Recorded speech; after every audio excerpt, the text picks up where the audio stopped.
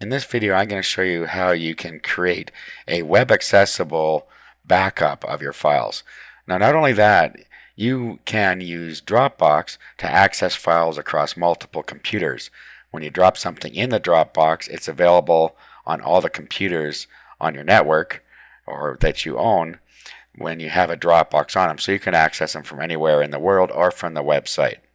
Okay, so the first thing to do is go to Dropbox.com and download the Dropbox. Okay, it comes up here. You need to save the file and install. Okay, so we'll run. Okay, so we install.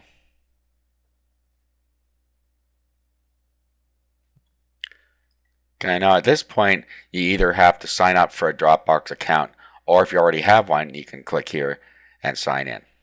Okay, so if you're going to create one, you need to go through here and set up the proper information. It'll also have your computer name down here. And when you install it on other computers, of course, the computer name is different on each computer.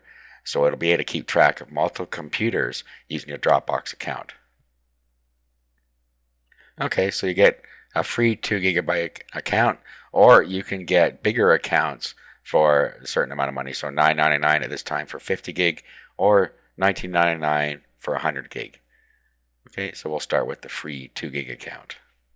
Okay, at this point, you can go through the tour if you want. Okay, and then we can add a shortcut to Dropbox on your desktop, or you can choose where to put your Dropbox folder. I'll just put it on my desktop.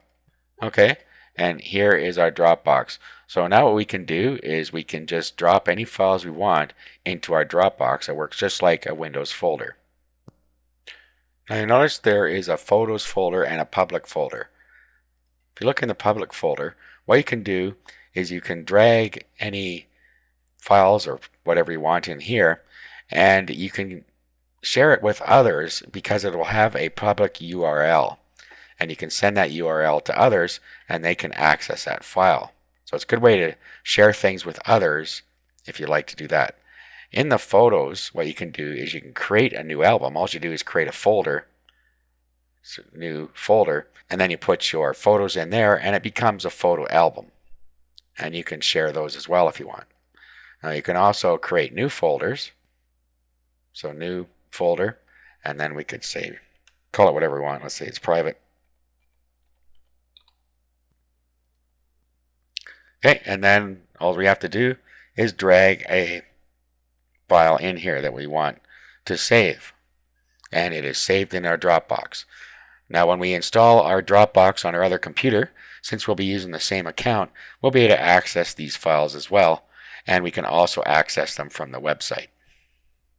Okay, so I dragged in here a file called Cars I've Owned, and we can now access that from our Dropbox. So I could go over to my Dropbox account on the web here. I could then sign in, and then I'll be able to access those files from the web. So no matter where I am, I can get to my files.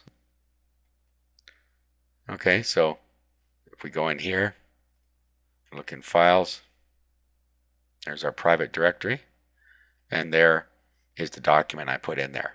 So that's how you can use Dropbox to store your files and access them remotely or from your other computers.